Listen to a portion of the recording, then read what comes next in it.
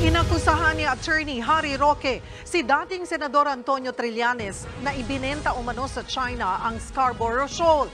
Tinabla naman yan ni Trillanes. Nasa frontline ng balitang yan, si Camille Samonte. Kasi ganito ang nangyayari. Parang ang sinasabi ngayon ni Secretary Roque, masarap tong apple, sabi ni Roque. Sabi naman ni Trillanes, hindi, mas matamis tong orange. Tapos sa balita, mas masarap ang prutas ni Trillanes. Sa madaling salita, magkaiba sila ng pinag-uusapan. Iba yung secret deal na tinutukoy ni Roque at iba din yung sinasabi niyang gentleman's agreement ni PRRD at ni Xi Jinping. Magkaiba yun. At iba din po yung sinasabi naman ni Trillanes na secret deal. At iba din yung sinasabi niya tungkol sa gentleman's agreement. Ngayon, pinaghahalo ngayon ng tao to. Tingnan nyo na, may kasunduan pala si Pangulong Duterte sa China. Sandali, ano ho ba yung kasunduan? Kasi pinalalabas nung iba, kesyo binenta, kesyo ibinigay na ni Pangulong Duterte yung lupain na yan sa China. Ang layo ng punto nila sa sinasabi ni Roque. Ang problema ko kasi dito kay Roque, minsan madaldal eh. Alam na ngang, ito ang problema kay Roque. Pagpasensya mo na spokes Roque kung medyo mapuna lang kita ng bahagya dire, ha? Ganito lang ko kasi yan eh. Ang usapan kasi nung una, sino ang pumayag na presidente na tanggalin yung barko na yan? Yan yung pinakapunto nung una. Tama, mali. Yan yung punto ng usapin. Di ba? Yan yung usapin ng mga tao. Sino ba kasi? Di ba? O, sino ba? Sinalsal yan ni Mike Abe na kesyo merong quote-unquote secret deal. Ang mga Duterte o ditong si Pangulong Duterte kay Xi Jinping. Yan yung usapin bago pumasok si Roque sa eksena. Okay, linawin natin na yan ang konteksto. Ang usapan, ibinigay o pinayagan na ni Pangulong Duterte o ipinangako ni Pangulong Duterte na tanggalin yung lintik na barko na yan dyan. Yun ang unang usapin. Okay? Yan yung unang konteksto. Tapos biglang pasok na yung si Roque. Ito si Roque kasi minsan Daldal din ang daldal wala sa eksena Ang pinag-uusapan, sino ba ang presidenteng pumayag tanggalin yung barko? Tama, mali. Biglang pasok ngayon si Roque. Nag-vlog siya, nag-video-video. Ano sabi niya? Meron talagang, nagpa-interview siya. Merong gentleman's agreement between PRRD and Xi Jinping. So ngayon, biglang nakarinig yung mga tanga ng gentleman's agreement. Nakarinig sila. Ay, may gentleman's agreement. O, tingnan nyo na, tama sinasabi nila, merong binigay o pinahintulutan ni Pangulong Duterte o ipinangako niyang tatanggalin yung barko.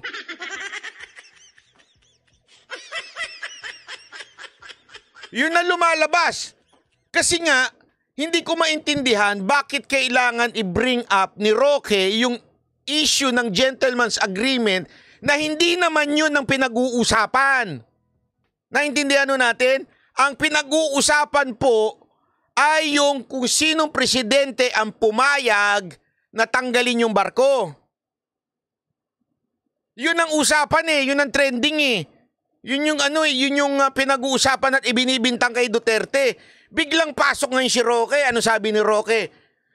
Meron talagang usapan si Pangulong Duterte at saka si Xi Jinping. At yung gentleman's agreement na yan ay yung pwedeng magdala ng pagkain, inumin, pero hindi pwedeng magdala ng construction.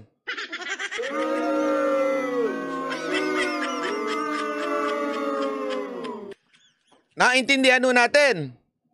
Di ba ho? Anong ibig sabihin? Magkaiba. Ano yung sinasabing secret agreement? Yung tanggalin yung barko.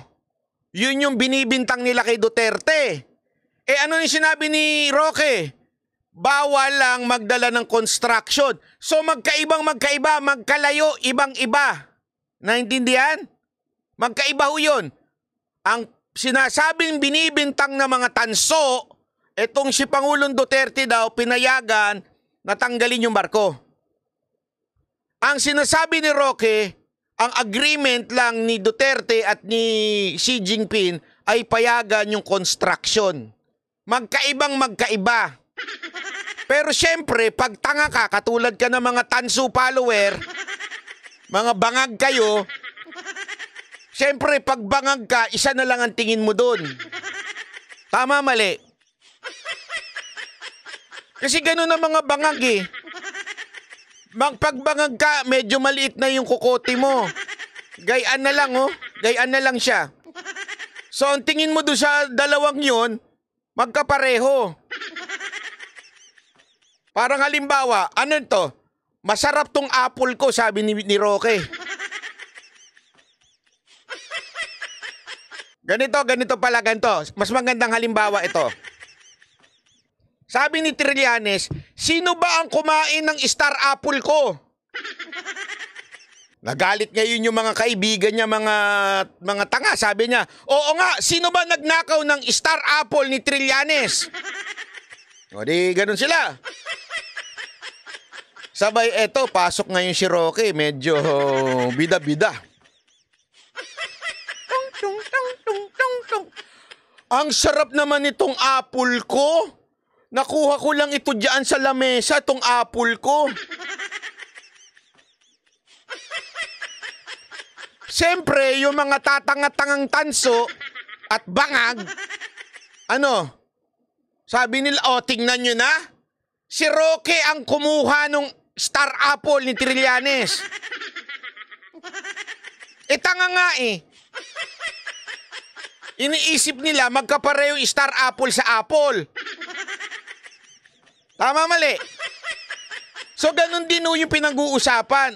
Ang unang pinag-uusapan, sino ba ang presidenteng pumayag o may agreement dito kay Xi Jinping para tanggalin yung barko? Pasok yung si Roque. Bida-bida. Sabi niya, meron gentleman's agreement si PRRD at saka si Xi Jinping. Na bawal magpasok ng construction.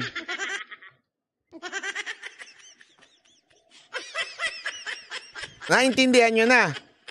So ngayon, yung mga tatanga-tanga dyan at hindi nag-iisip at hindi nag-google, inisip kagad nila, pareho lang yung gentleman's agreement at saka yung secret agreement.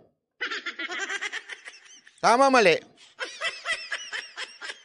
Kasi nga po, ganun po yung mga tanso. Mahina ang kokote. Pangulong Rodrigo Duterte, mayroon gentleman's agreement sa China kung saan nakasaad na bawal daw magdala ng construction materials sa BRP Sierra Madre. Meron naman daw secret agreement sa China si dating Senator Antonio Trillanes. Ayon yan kay dating Duterte Presidential Spokesperson Harry Roque. Ibinenta raw ni Trillanes sa China ang Scarborough Shoal noong panahon ni dating Pangulong Noynoy Aquino. Trililing, ikaw ang pumasok sa secret agreement. Ikaw ang namigay ng teritoryo. Ikaw at ang Pangulo mo ang dahilan kung bakit nawala ang Scarborough Shoal.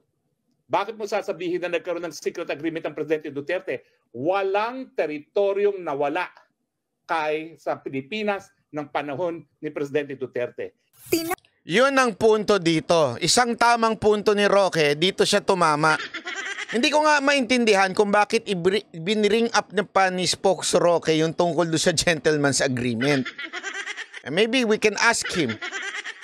Okay? Pero ito yung puntong tama siya. Kasi yan ang laging ipinipilit ni Trillanes na there is such thing as secret agreement between Duterte and Xi Jinping.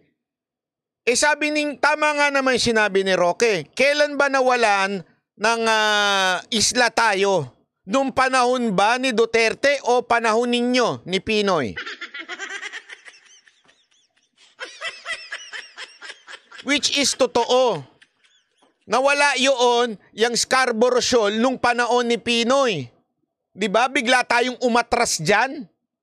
Nagkaroon nga ng standoff dyan eh. Tapos biglang umatras tayo. Bakit? Dahil sa bulong ng mga Amerikano. Umatras tayo. Umalis tayo at eventually na-occupy ng China. Okay. Mamaya papaliwanag pa natin bakit importante ha. Ng panahon ni Presidente Duterte. Tinawag namang niyang fake news si Trillanes. Dagdag pa niya, sa panahon ni Aquino, napalaya sa Scarborough Shoal ang aabot sa 100 barko ng China. Administrasyong Aquino rin ang nagpanalo ng arbitration case laban sa China na isinantabi noon ni dating Pangulong Duterte. Si Trillanes ang tumayong back-channel negotiator para pahupain. Mahilig kasi ito sa ano eh.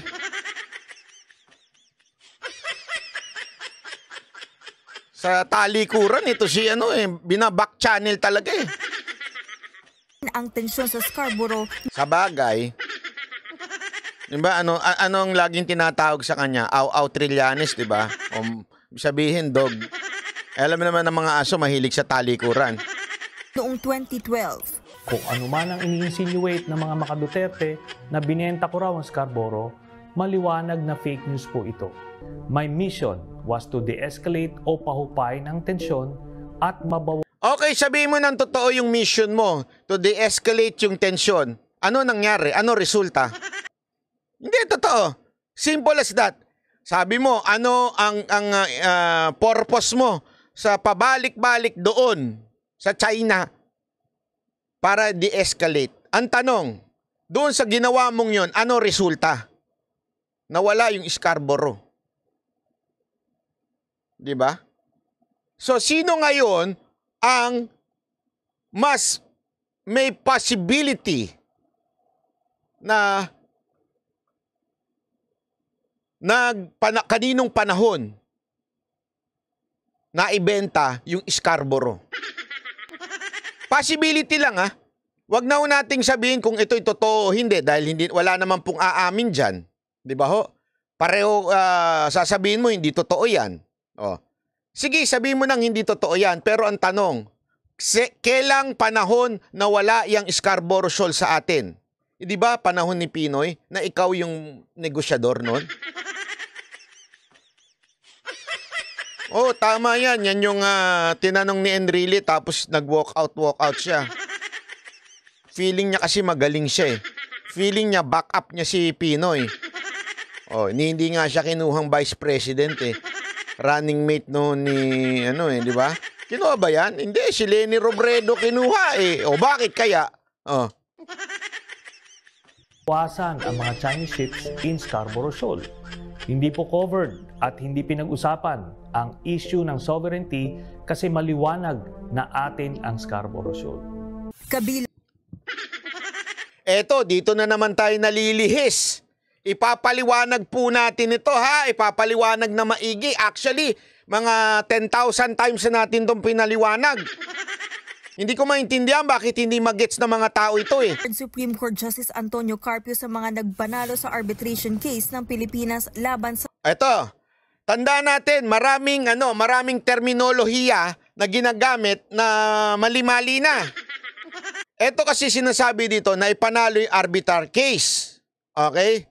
Ulitin natin, the arbiter case na tinatawag na yan has nothing to do with sovereignty. Okay? Kaya nga, ang tawag pa rin po dyan ay disputed. Ibig sabihin, marami ang nagkiklaim pa dyan sa lugar na yan. Wala hong finality kung kanino yung lugar na yan.